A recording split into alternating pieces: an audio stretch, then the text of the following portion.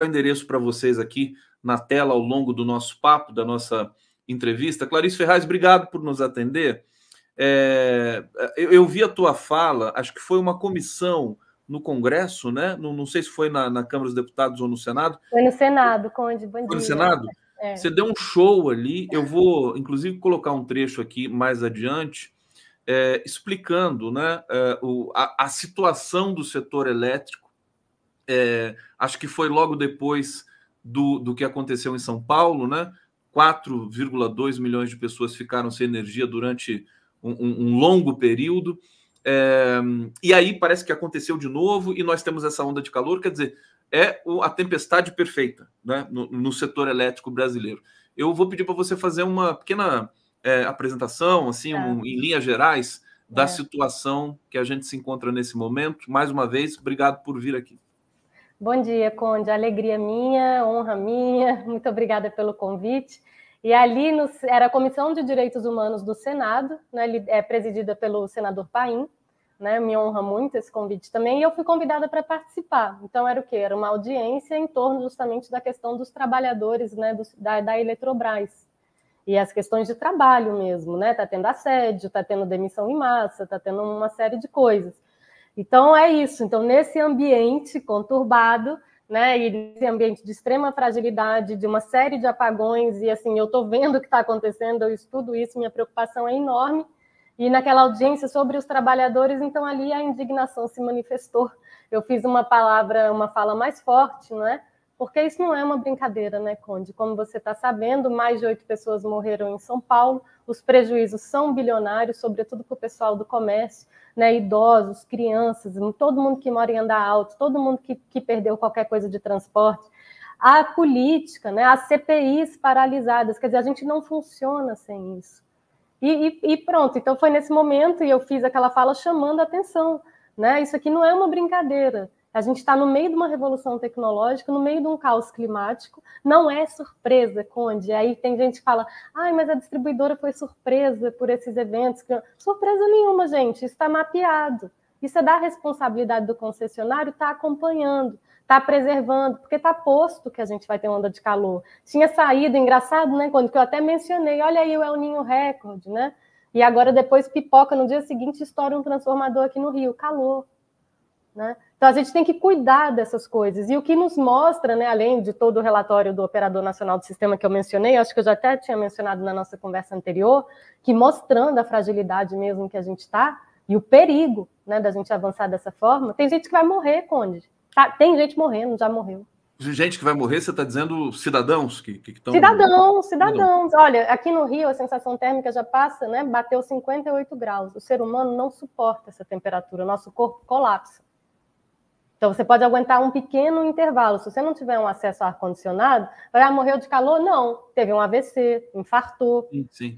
Você vai ver o número de homicídios aumentando porque a pessoa fica perturbada na onda de calor. É uma loucura. Deixa eu te perguntar uma coisa que eu nunca entendi muito bem, que é assim, por que a temperatura medida é 42 graus e a sensação térmica é 58? Como é que você chega nesse número? Não, então eles vão botar termômetros, né, perto de algumas regiões. Então esse está sendo a incidência, mas aqui, por exemplo, perto de um asfalto, onde é que a gente experimenta essas temperaturas elevadíssimas? Em regiões periféricas que não tem uma árvore, onde o solo já está completamente concretado, onde ele não tem inércia térmica nenhuma. Está ali aquele asfalto que fica recebendo aquele calor, acumulando calor, ele vai aumentando em temperatura. Então ele vai batendo 50 graus. E você está no chão, a gente está na terra, a gente está aqui sendo irradiado, né, por esse calor. A sensação térmica, esse valor é uma medição. É uma medição. É real. Como é que você se comporta? Do mesmo jeito que em países frios, a gente fala assim, olha, está fazendo 0 grau, mas por conta do vento você vai ter uma sensação térmica de -10, que vai agravar essa sensação. Se proteja. Então é isso, uma coisa é a temperatura e a coisa que, como é que justamente vai chegar na gente. Então não é só a temperatura, né? Se tem vento, como é que é o ambiente que esse calor está batendo, ou o frio. Deixa eu pegar esse episódio aqui de São Paulo, da Grande São Paulo e da Enel, ou Enel, não sei porque que eles chamam de Enel, porque para mim é Enel aquilo lá. o que todo mundo jogou a culpa para o outro, prefeito, para o governador, para a Enel, para a Enel, enfim, para culpa do aquecimento, culpa das árvores, da poda das árvores. A gente entende que é um conjunto de fatores, sem dúvida nenhuma. Mas você poderia destacar para a gente assim, qual que é o ponto crítico desse processo? Então vamos lá. Falta de manutenção. Né? É uma falta de adaptação das cidades às mudanças climáticas. Então, aqui não precisa, né, jogar a culpa para ninguém, tem culpa para todo mundo. Né? Não é exclusivo nem da prefeitura, nem da concessionária, e a maior parte da responsabilidade é da concessionária e da ANEEL, não é? Porque a gente tem nesse país um regulador que tem que ver se as condições, né, de atendimento, se a concessionária está cumprindo sua obrigação, se está fazendo a manutenção, se as linhas estão funcionando legal, se vai justamente ter um parafuso que está corroído, ou, né, a distância entre os cabos está adequada para evitar justamente dissipação ou curtos e essas coisas, tá certo? Então, falhou um monte de coisa, né, Conde? Então, por exemplo, a prefeitura falha com a poda de árvore, sim, né? A concessionária também, porque dependendo da altura, isso é responsabilidade dela. A concessionária, o que a gente sabe, tá? Isso é documentado, né? Falha de manutenção, parafusos, né, que seguram peças importantes nos corroídos, aquelas meio à mão, né, de onde saem as linhas também corroídas, antigos, né, quer dizer, fragilizados, e aí com um clima, né, um evento climático mais extremo, aquilo se arrebenta. Então, sobretudo, um grave problema de manutenção e da gente justamente estar o quê? Preparado. Então, aqui a gente tem mitigação, a gente tem que se preparar, e a gente já tem que se adaptar, porque a gente já sabe que esses ventos vão acontecer e que essas coisas vão acontecer. A distribuidora, ela recebe dinheiro para cuidar dos postes, é obrigação dela cuidar dos postes, ela inclusive recebe da Telecom, né, que compartilha, né, a infraestrutura. Então, como é que a gente olha para isso, né? Agora, a distribuidora vai dar conta sozinha desse problema? Não vai. Né? Então, aí realmente entra um problema onde a prefeitura tem que entrar, que é a questão do urbanismo da cidade, né? Onde é que a gente vai enterrar, como é que a gente faz esse financiamento, porque isso precisa ser feito.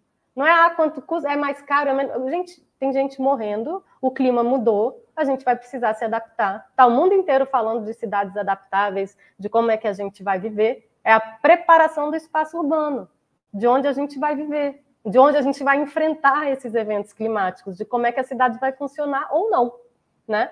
Então, são os dois, viu, Conde? São os dois, ambos, né, faltosos, e ambos com uma longa lista aí de coisas para fazer para evitar que isso se repita e até mesmo possa se agravar. E é curioso que isso ocorre no momento em que o Brasil tem uma oferta de geração limpa de energia que é a maior da nossa história. Quer dizer, a solar e a eólica já correspondem, se não me engano, a 30% somadas, né? Da matriz brasileira?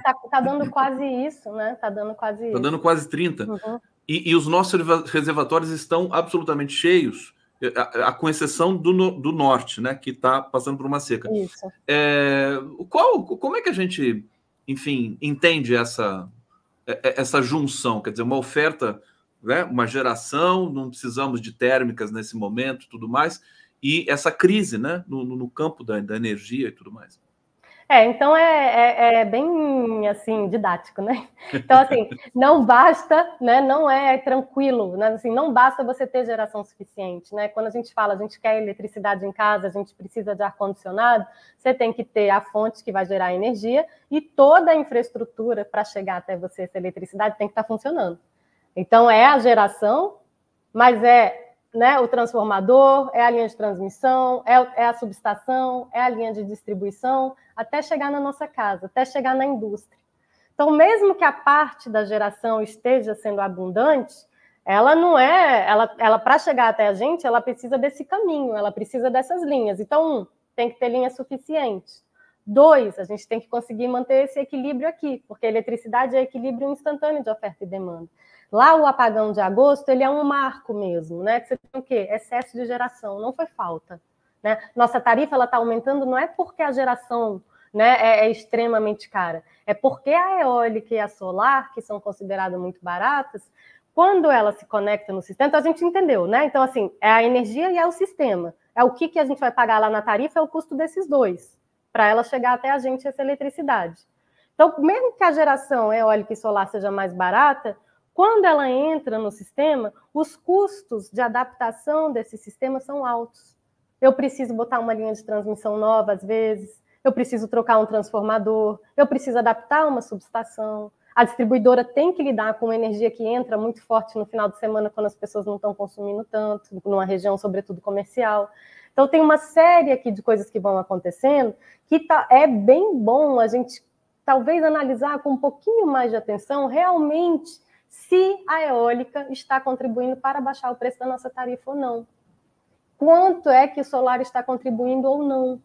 Porque, sistemicamente, a necessidade que elas têm de inércia, né, de um controle de frequência, de ampliação da rede e de adaptação das infraestruturas é cara a beça. Então, no balanço final, não é tão barato assim não, gente. Por isso que a eletricidade do Brasil é caríssima.